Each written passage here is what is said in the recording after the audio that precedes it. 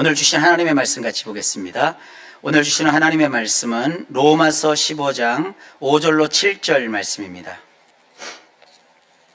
로마서 15장 5절로 7절 말씀, 우리 다 같이 주의 말씀을 합독합시다. 시작. 이제 인내와 위로의 하나님이 너희로 그리스도 예수를 본받아 서로 뜻이 같게 하여 주사 한 마음과 한 입으로 하나님 곧 우리 주 예수 그리스도의 아버지께 영광을 돌리게 하려 하노라. 그러므로 그리스도께서 우리를 받아 하나님께 영광을 돌리심과 같이 너희도 서로 받으라. 아멘. 기도합니다. 주님, 감사합니다. 오늘도 말씀하옵소서.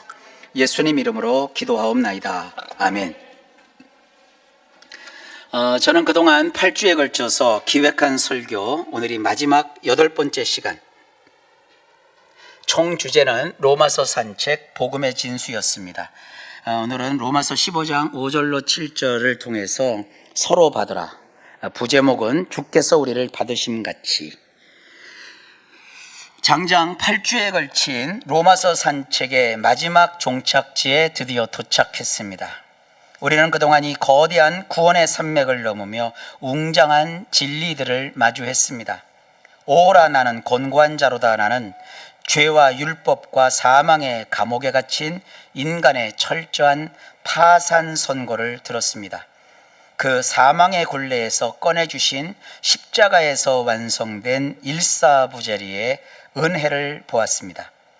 세상 그 어떤 환난도 끊을 수 없는 우리를 향한 하나님의 맹렬한 사랑도 확인했습니다. 그리고 지난 시간에는 그 은혜에 압도된 자가 일상이라는 제단 위에 자기의 몸을 산제물로 올려드리는 합당한 영적 예배에 대해 깊이 들여다봤습니다. 자, 그렇다면 이 어마어마한 교리를 깨달은 성도는 궁극적으로 어디를 향해 가야 합니까? 이 위대한 복음이 맺어야 할 최종적인 열매는 과연 무엇일까요? 바울은 자기 혼자 거룩해지는 것이나 무슨 신선이 된 듯 산속에 들어가 홀로 무아지경 속에 빠져서 신과 독대하는 신비한 그런 관상으로 로마서를 끝맺지 않습니다. 바울은 로마서의 결론 부분인 14장과 15장에 이르러 복음의 찬란한 빛을 아주 거칠고 세속적이며 극히 현실적인 공간으로 비춥니다. 바로 교회 공동체입니다. 복음의 최종 목적지는 개인의 구원을 넘어 도무지 하나 될 수 없는 사람들과 함께 세워가는 영광스러운 연합입니다. 오늘 본문 7절은 로마서 전체의 결론이자 바울이 로마 교회를 향해 그리고 오늘 우리를 향해 토해내는 마지막 웅변입니다. 그러므로 그리스도께서 우리를 받아 하나님께 영광을 돌리심과 같이 너희도 서로 받으라.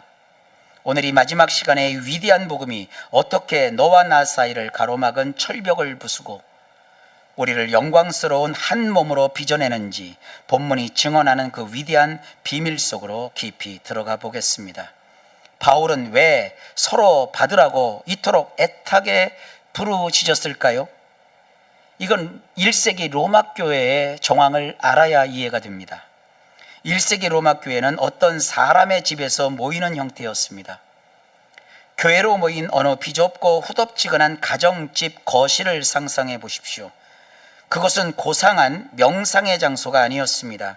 사람들의 땀 냄새가 훅 끼쳐오고 심지어 먹는 문제로 서로 멱살을 잡기 직전인 팽팽한 전쟁터였습니다.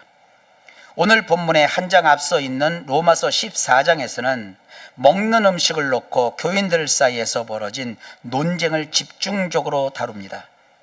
당시 로마인들이 교회로 모인 어느 가정집의 거실 한쪽에서는 이방인 출신 그리스도인들이 맛있게 고기를 썰어 먹으며 유쾌하게 웃고 있습니다.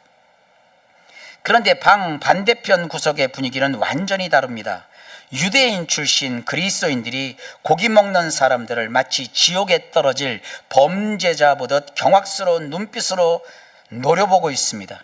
그들은 불안한 표정으로 뻣뻣한 채소만 씹고 있습니다. 공기 중에는 고기 굽는 냄새와 그것과 더불어 금방이라도 폭발할 것 같은 적대감이 교회 안에 흐르고 있습니다. 이것은 어떤 단순히 다이어트의 취향이나 식성의 차이가 아니었습니다. 난데없이 교회에서 웬 음식 논쟁을 벌이느냐 이상하게 여길 수도 있습니다. 그러나 로마 교회 교인들 사이에서 이 먹거리 논쟁은 신앙적으로 매우 중요하며 심각한 문제였습니다. 당시 로마의 시장을 보통 마켈룸이라고 합니다. 이 마켈룸에서 유통되는 고기는 대부분 제우스나 아폴론 같은 이방 신전의 제단에 일단 한번 바쳤다가 내려온 우상의 제물이었습니다.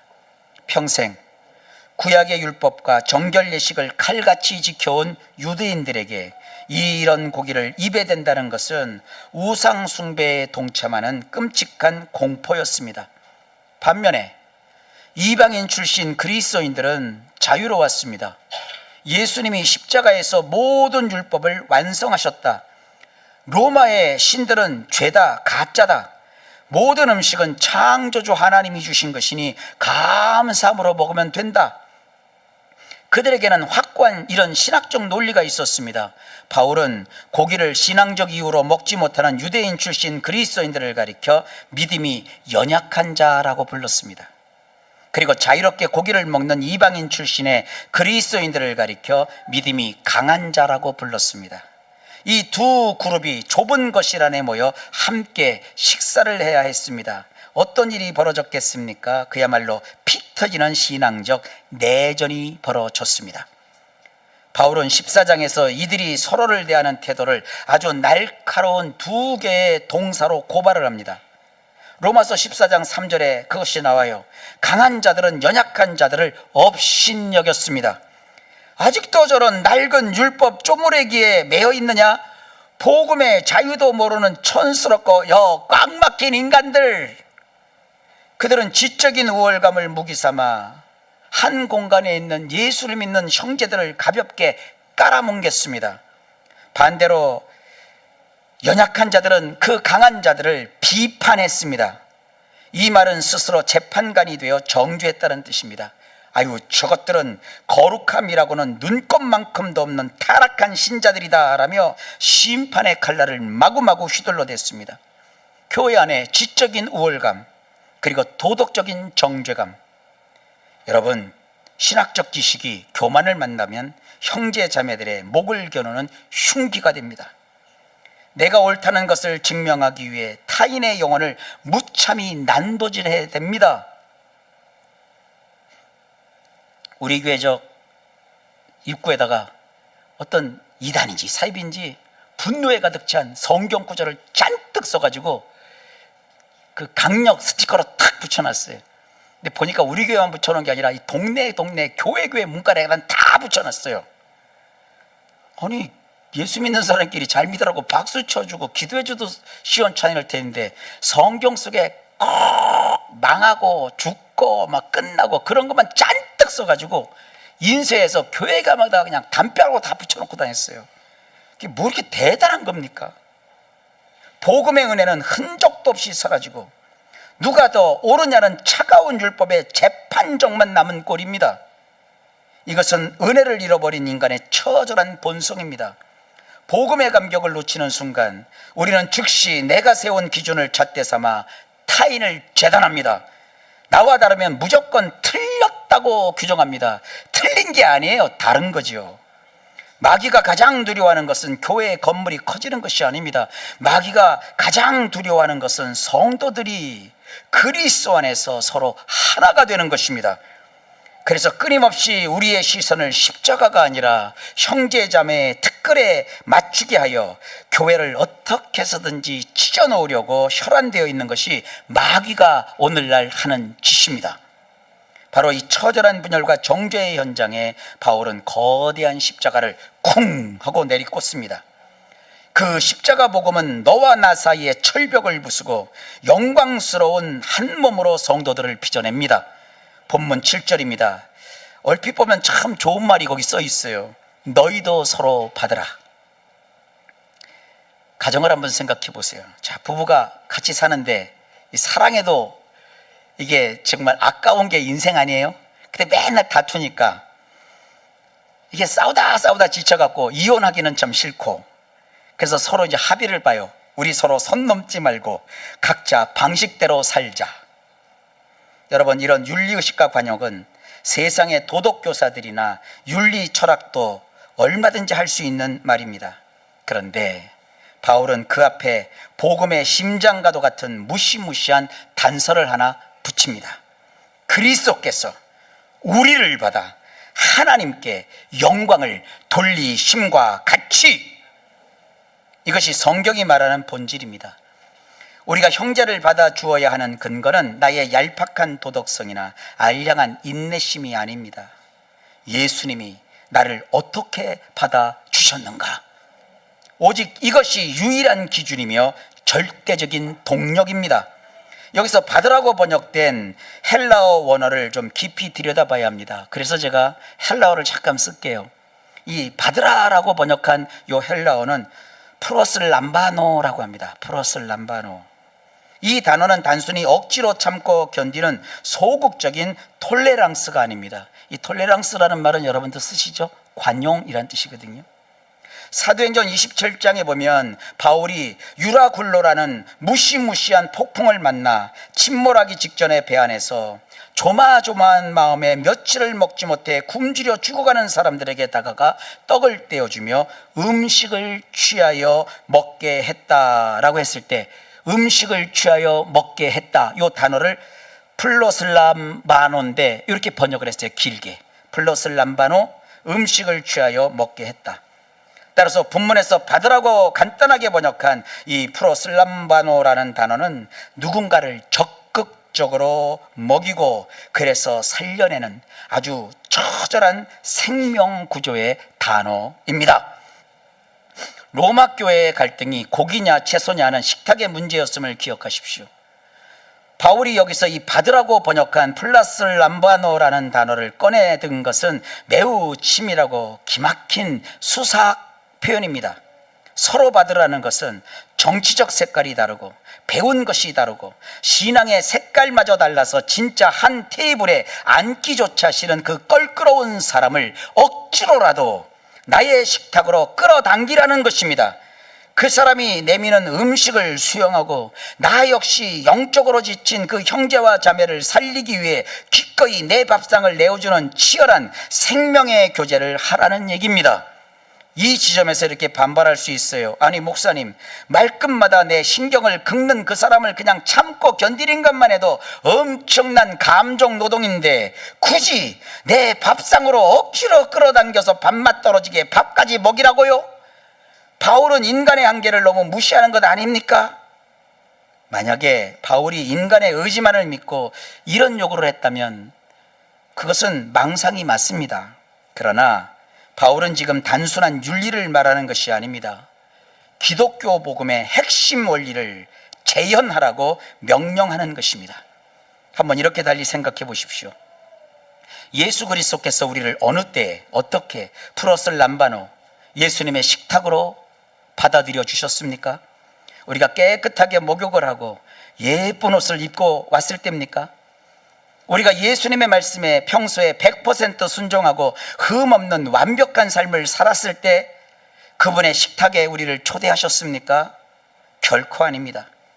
사도 바울은 로마서에서 하나님이 우리를 그분의 식탁에 초대하신 그 적나라한 타이밍을 잔인하게 폭로해 두었습니다. 로마서 8장 26절에 보면 우리가 아직 연약할 때, 로마서 5장 8절에 보면 우리가 아직 죄인 되었을 때, 로마서 5장 10절에 보면 심지어 우리가 하나님과 원수 되었을 때에 우리는 오물과 쓰레기를 뒤집어 쓰고 영적으로 굶어 죽어가던 자들이었습니다.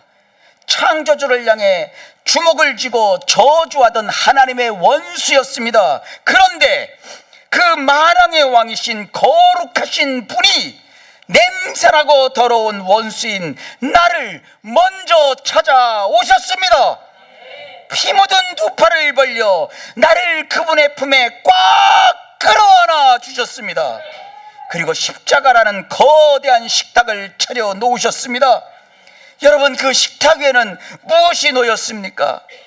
주님의 살을 찢으시고 주님의 피를 쏟으시고 주님의 목숨을 요리하여 죽어가는 원수들의 입에 생명의 양식을 떠먹여 주셨습니다.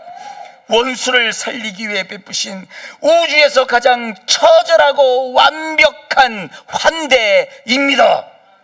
이것이 복음입니다. 우리는 이 우주적인 수준의 프로스 람바노, 이 어마어마한 생명의 양식을 맹렬하게 거저 얻어먹은 자들입니다. 여기서 출발해야 합니다. 그러면 묻겠습니다. 이 무한한 십자가의 은혜로 받아들임을 받은 우리가 도대체 무슨 자격으로 형제와 밥 먹기를 거부합니까? 나와 조금 다르다는 이유로, 내 얄팍한 신학적 기준에 맞지 않는다는 이유로 어떻게 밥상을 엎어버리고 정죄의 칼날을 휘두를 수 있단 말입니까? 우리가 타인을 함부로 업신여기고 정죄하는 가장 진짜 큰 이유는 그 사람의 성격이 유별나서가 아닙니다. 나를 살려낸 그 엄청난 수용의 은혜를 내가 심리적으로 영적으로 순식간에 망각했기 때문입니다. 여러분, 남편을 보지 마세요. 아내를 보지 마세요. 내 자신을 먼저 보세요. 내가 받은 은혜의 크기를 진짜 자각하는 사람은 결코 타인을 향해 함부로 정죄의 메스를 들이댈 수 없습니다. 그렇다면 바울은 왜 이토록 피를 토하며 나의 밥상에 원수 같던 형제를 앉히라고 호소하는 것일까요? 그냥 마음 맞는 유대인들끼리, 이방인들끼리 따로 교회를 세워서 각자 평화롭게 신앙생활하면 안 될까요? 굳이 안 맞는 사람들을 한 공간에 몰아놓고 그 삐걱거리는 마찰을 겪게 하시는 궁극적인 목적이 무엇입니까? 본문 6절을 보십시오. 위대한 교회의 궁극적인 목적이 아주 선명하게 등장합니다. 한 마음과 한 입으로 하나님 곧 우리 주 예수 그리스도의 아버지께 영광을 돌리게 하려 하노라. 하나님은 우리 각자가 홀로 떨어져서 완벽하게 부르는 독창을 원하지 않습니다. 하나님은 하나님의 교회가 만들어내는 합창을 원합니다. 오케스트라를 생각해 보십시오. 모든 악기가 다 똑같은 소리만 낸다면 그것은 거대한 교향곡이 될 수 없습니다. 그저 단조롭고 시끄러운 경적 소리와 같습니다. 그런데 바이올린은 아주 날카롭고 예민한 소리를 냅니다. 첼로는 묵직함을 담당합니다. 플룻은 맑고 뒤에 있는 팀파니는 웅장합니다. 이 악기들은 모양도 재질도 완전히 이질적입니다. 만약에 이 이질적인 악기들이 각기 기분 내키는 대로 자기 소리가 최고라고 주장하며 연주한다면 그것은 끔찍한 소음이 될 것입니다.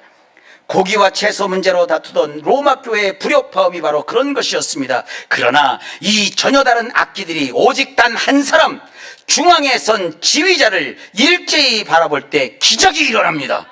지휘자의 손짓에 맞춰 자신의 소리를 죽이고 템포를 조율할 때 서로 다름이 충돌하지 않고 융합되어 세상이 감당할 수 없는 웅장하고 아름다운 교향곡이 탄생합니다. 교회는 바로 하나님의 거대한 오케스트라입니다. 지휘자가 누굽니까? 바로 십자가에 달려 죽으시고 다시 살아나신 예수 그리스도입니다. 도무지 어울릴 수 없는 다양한 사람들이 교회 안에 모여 있습니다. 나의 영적인 우월감을 꺾고 나를 조건 없이 받아주신 그 은혜의 템포에 내 삶을 맞출 때 다름은 더 이상 틀림이 아니라 아름다운 화음을 위한 필수적인 재료가 됩니다. 여기가 결코 놓치지 말아야 될 중요한 진리가 담긴 지점입니다. 바울이 거칠고 피곤한 현실의 관계망 속에서 기어코 연합을 이루어내라고 집착한 이유가 있습니다. 그것은 교회가 세상에 보여줘야 할 유일한 증거가 바로 그 이질적인 사람들 간의 연합 안에 있기 때문입니다. 가만히 따져보면 세상 사람들은 교회가 지어올린 거대한 건물에 감동하지 않습니다. 큰 건물을 보면서 교회에 돈 많네 이러고 지나가요. 에이, 없던 교회인데 뭐야, 왜 저렇게 크게 졌어 이러고 지나가요. 오, 놀랍다. 안 그렇습니다. 화려한 프로그램, 어마어마한 헌금의 액수, 교회 간판에다가 이번에 우리 교회 11조 300억 딱 붙여놓고 그러면 사람들이 놀라나요? 큰일 납니다. 거기에 놀라지 않습니다. 세상은 오직 도무지 하나 될 수 없는 이질적인 죄인들, 밖에서는 절대 같이 앉아 밥을 먹지 않을 부자와 가난한 자, 강한 자와 연약한 자, 이 무시무시할 정도로 다른 사람들이 십자가 아래에서 서로 품어 안고 밥을 먹는 그 기적 같은 연합을 볼 때 세상은 비로소 충격을 받습니다. 도대체 예수라는 이름이 무엇이기에 저 철천지 원수 같은 자들이 서로 끌어안고 눈물을 흘리며 밥을 먹여주는가? 그 기적 같은 식탁의 연합을 볼 때 세상은 비로소 살아계신 하나님의 영광을 목격하게 됩니다.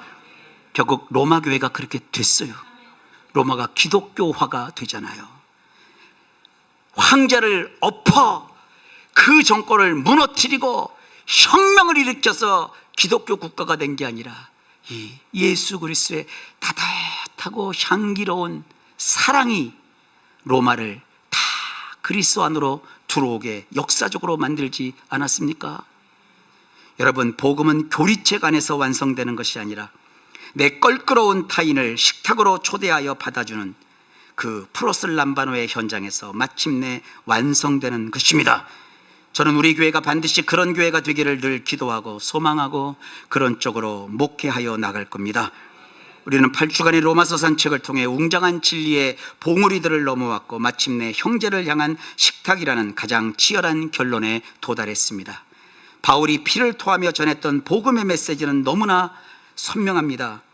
머리로 숭고한 진리를 이해했어도 내 옆에 있는 형제를 십자가의 가슴으로 안아내지 못하면 그것은 죽은 지식에 불과합니다.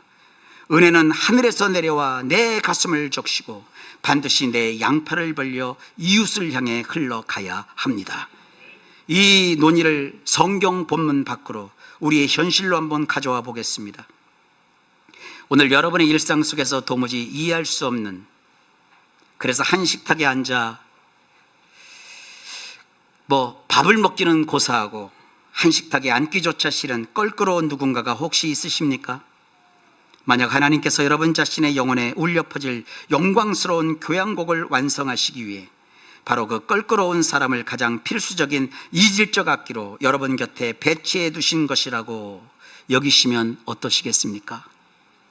여러분이 그 알량한 자존심과 영적 우월감을 꺾어버리고 그 사람을 여러분의 식탁으로 끌어당겨 받아주기 전까지는 여러분을 향한 위대한 복음의 교향곡은 여전히 미완성으로 남게 될 겁니다.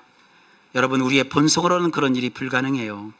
내 안에는 형제를 품을 수 있는 넓은 마음이 애초에 존재하지 않습니다.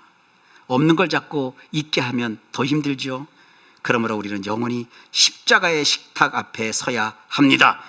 원수되었던 나를 품에 안기 위해 자기의 살을 찢으신 예수 그리스도의 그 처절한 식탁을 바라보십시오. 우주의 쓰레기 같던 나를 아무 조건 없이 안아주시고 당신의 생명으로 배불리 먹이신 그 무한한 수용의 은혜 앞에 잠잠히 엎드리십시오. 그 은혜가 우리 영혼을 진짜로 강타할 때 비로소 우리는 남에 대하여 가차없이 판단하고 정죄되는 율법책을 조용히 덮을 수 있습니다. 이 위대한 로마서의 복음이 성도 여러분의 영혼을 온전히 장악하여 우리 교회가 그리스도 안에서 한 마음과 한 입으로 서로를 먹이고 품어내는 거룩한 밥상이 되기를 바랍니다. 그래서 하나님의 영광을 노래하는 찬란한 합창단 오케스트라로 세워지기를 우리 주 예수님의 이름으로 축원합니다. 기도합니다. 하나님, 대단원의 로마서의 긴 8주간의 길을 오늘 마감할 수 있도록 인도해 주신 것 감사합니다. 이제 삶 속에서 주님이 들려주신 말씀을 기억하여 아름답게 멋지게 삶을 살아내도록 도와 주옵소서. 예수님 이름으로 기도하옵나이다. 아멘.